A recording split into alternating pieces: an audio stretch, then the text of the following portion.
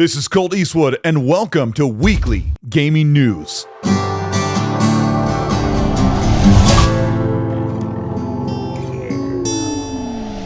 Ubisoft has been in a ton of trouble this past couple of years, and they just announced that the studio that made Prince of Persia: Lost of Crown, has dissolved into 3 separate projects, one working on yet another Ghost Recon game, the last one in 2019, and finally the 16-year project Beyond Good and Evil 2.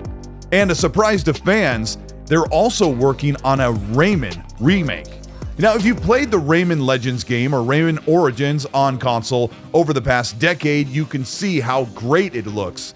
Right now, you can already play the Rayman Legends game at HD 60 FPS on current consoles and PC, so fans are wondering what a Rayman remake would look like when you already have Rayman Legends, which gives you almost the full entire package. Ubisoft has had many problems, and another news drop is that the Assassin's Creed Shadows game, the game that was delayed into February 2025, is dropping the $100 version early access game that gets you 3 days early playtime with the game. They also have changed their pre-orders for the physical edition, and they are bringing the game across all platforms and on Steam for the first time. Assassin's Creed Shadows has had many issues, and they're trying to get cultural sensitivity right as they take this time to fix those things. Fans are wondering when we'll get hands-on with the game and what kind of changes they'll truly make. I'm a longtime fan of the old Assassin's Creed games and even the newer Assassin's Creed games, and Assassin's Creed Shadows is one that I was really excited for, especially with the place setting, and I love this style of Assassin's Creed big open world RPGs. It has divided the fan base, and they have a lot of work to make up for, especially with the Assassin's Creed roadmap, where they said they're going to make 10 Assassin's Creed games in 10 years, and this includes a full remake of Assassin's Creed Black Flag from 2013. PlayStation has been no stranger to studio problems, studio closures, and now with Bungie folding into PlayStation, they are taking the team and bringing it into their live service model and using Bungie to create games and multiplayer concepts for their team across Sony Interactive Entertainment. This is a major change, and they're still working on Marathon. Bungie will continue to support Destiny as well while they work on Marathon, which will be a multi-platform game launching on PC, PlayStation, and even Xbox. When they were acquired a couple of years ago, Bungie said that they wanted their independence and to be allowed to make games on all platforms. This is subject to change as PlayStation now has more control over Bungie than ever before.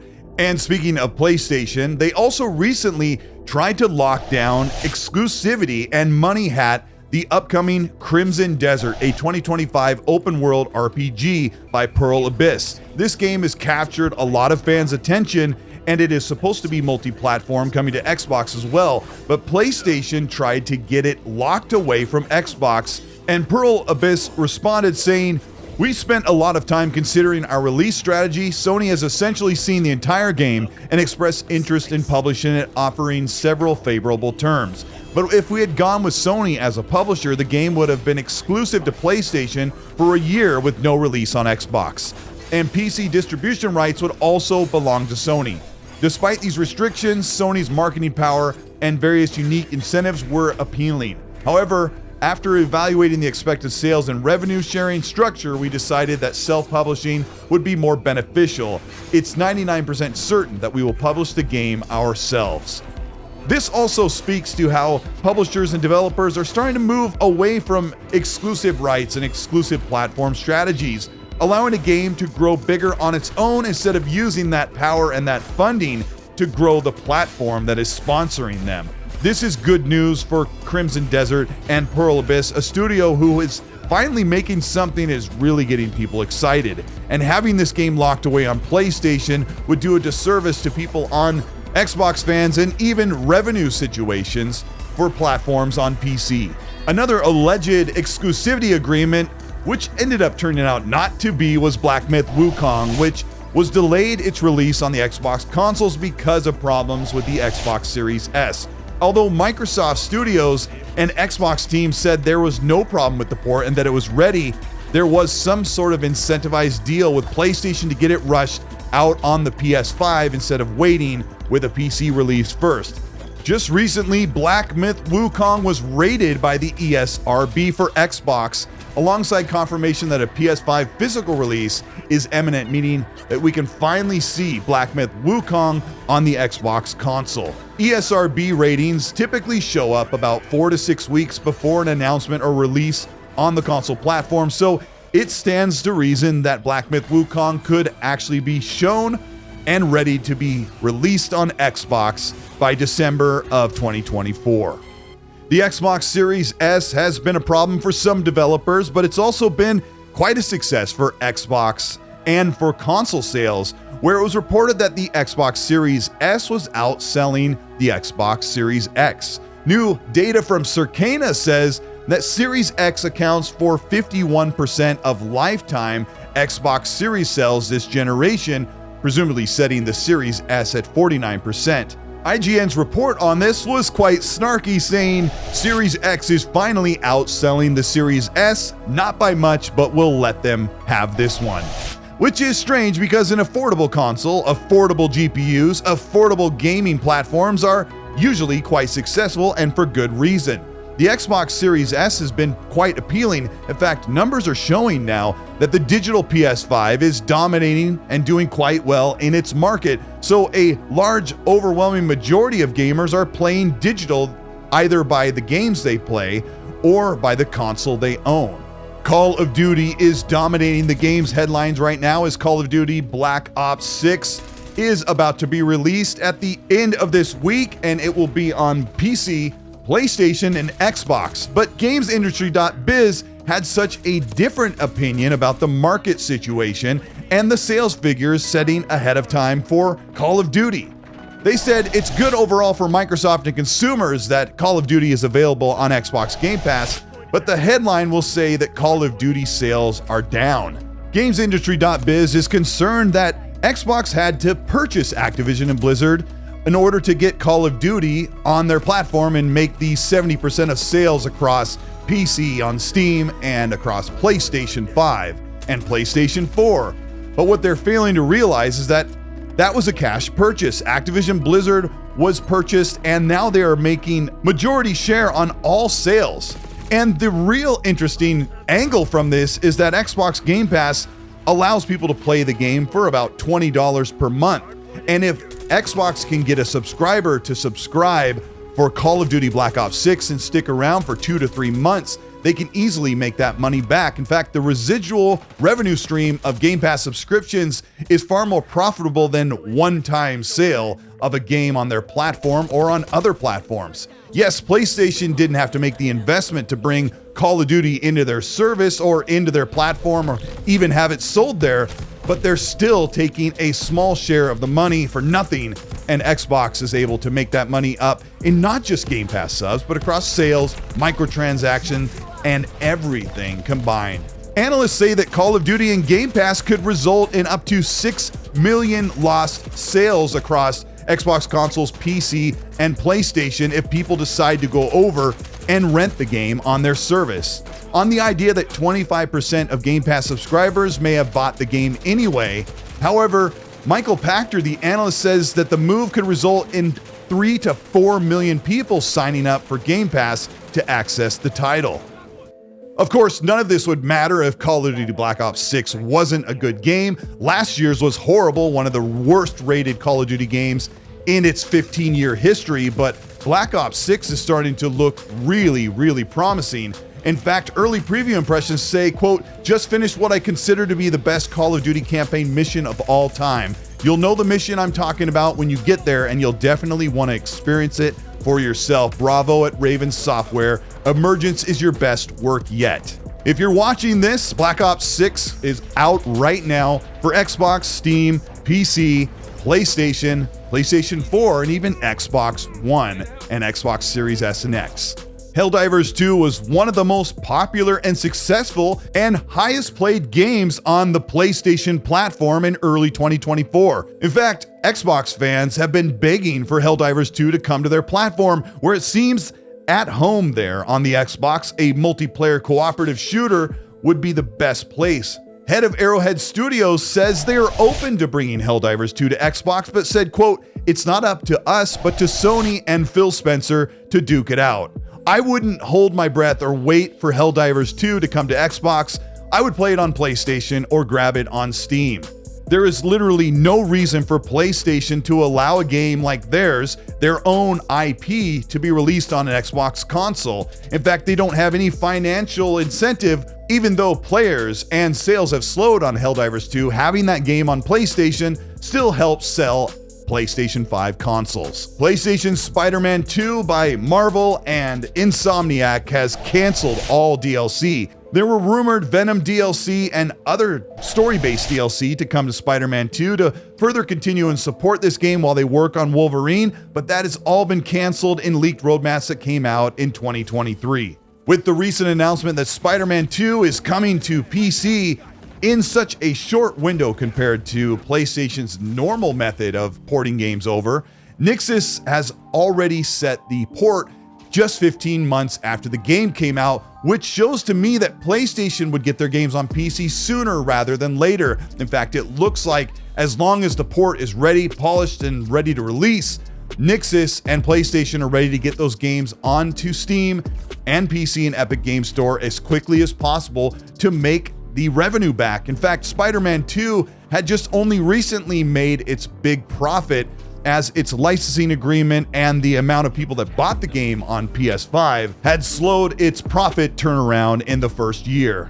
Xbox has been mostly quiet this summer after a big showcase, but Phil Spencer made a visit to Rare Studio and said he had hands-on with Everwild, and he said it's coming along great. Fans are wondering if Everwild was still on the drawing board or had been canceled or delayed indefinitely, but Jez Corden from Windows Central said it's coming along great, and we should start to hear about Everwild again. The last time we saw it was in 2019 and 2020. One of the biggest and most controversial news pieces that have come out this past week is the report of ports, more Xbox ports coming to PlayStation. One report is that 3 unnamed Xbox studios have received Nintendo Switch 2 dev kits, which isn't a major surprise because Xbox has a few franchises in their studio suite that would probably go to the next Nintendo or have gone to Nintendo consoles before, Minecraft being one of them, and we know that Call of Duty is supposed to make its way over to Nintendo with a more capable next-generation Nintendo Switch, but the wildcard third studio could be Obsidian Entertainment. In fact, they are working on a port for Grounded. They've already put Pentiment over there, and it's not hard to believe that the upcoming Outer Worlds 2, which was previously a multi-platform franchise, could see a release on the next Nintendo Switch.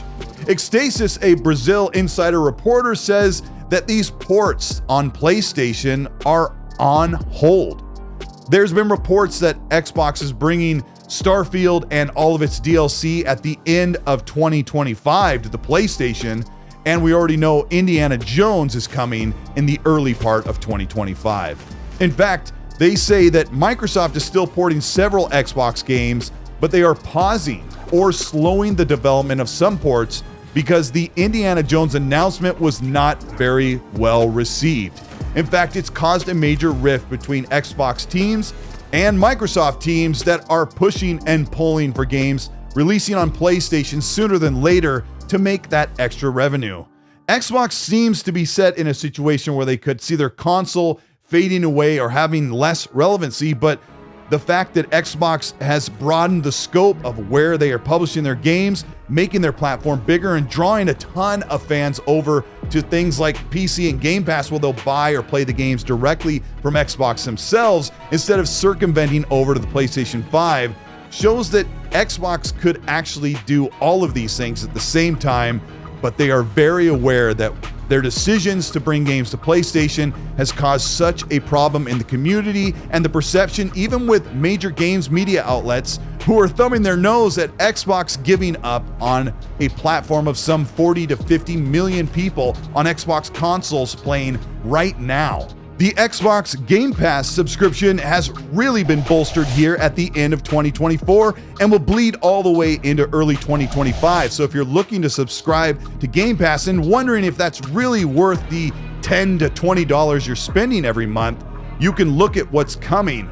Early previews for Stalker 2 are very, very promising, and we'll be seeing full reviews from media outlets and content creators at the end of next week. Microsoft Flight Simulator 2024 is coming directly after that, and this just isn't another flight simulator game. This is a full realization of the concept we played in 2020. You'll be able to get out of your planes, walk around. The ground and level of detail have been highly ramped up on Xbox Series S and X, and especially on PC. Microsoft Flight Simulator also offers a ton of game modes, actual competitive and cooperative game modes, as well as allowing you to fly anywhere on planet Earth. And then in December, Game Pass is getting Indiana Jones and the Great Circle by Machine Games and Bethesda. We're going to see full reviews from content creators and journalists on Tuesday, October 29th. And then moving into the early part of next year, we have Sniper Elite Resistance, we have Avowed from Obsidian coming, and a bunch of other partner preview games that were showed that are probably releasing in the early part of 2025. So Game Pass is looking pretty stacked. All right, that's all of the news for this week for Gaming Weekly News, and I'll be doing these recaps every Friday here on the Colteastwood channel, where you can get an aggregate of all the news, and you'll get to see it while you listen to what's going on in the games industry and an insight into what's coming. This is Colt Eastwood. Thank you so much for checking out Games Weekly News. This is a weekly segment I'll be putting on the channel every Friday morning. It'll give a scheduled regimen of content that it can have. When there are smaller news bites that I don't want to make an entire video about, or sometimes I'll wait and say, I'm not going to make anything. I hope you enjoy it. Let me know what you think of this content. And if you want to further support this channel, you can do that by hitting the join button below, or you could subscribe to the channel, and that will get you early access for videos every week if you're a channel member, and get you access to merch giveaways on the channel as well. Also, if you want to check out the Patreon, I have several tiers there. One is the super class, if you want to learn how to build your own channel or create thumbnails, produce audio, video, lighting, everything, sound. I can teach you that as well. That's some pretty cool stuff to learn. Also, check out the XNC podcast. Their middle-aged game guy and I have a weekly Xbox newscast where we talk about the gaming news, and we talk about most everything as well. Inside stuff, source stuff, and some rumors, and some stuff that might not come true, but it's a good show. We'll get guests on there. That's at 5 p.m. Pacific, 8 p.m. Eastern, so check that out below, and that's in the description. But I want to know what you think about the weekly news. What was the thing that stuck out the most for you? One of the things that excited me the most from this segment was, I don't remember. I guess one of the things that excited me the most, because some of this news has been kind of iffy, was that Phil has finally put hands on with Everwild. I don't know if that's going to be my type of game. If it's like Power World meets Viva Pinata, then yes, I'll probably find some enjoyment in that. So it's good to see these games are coming along, because it's been a long wait, especially if you're an Xbox fan. So let me know what you think in the comments. And while you're there, as I always say, please be nice.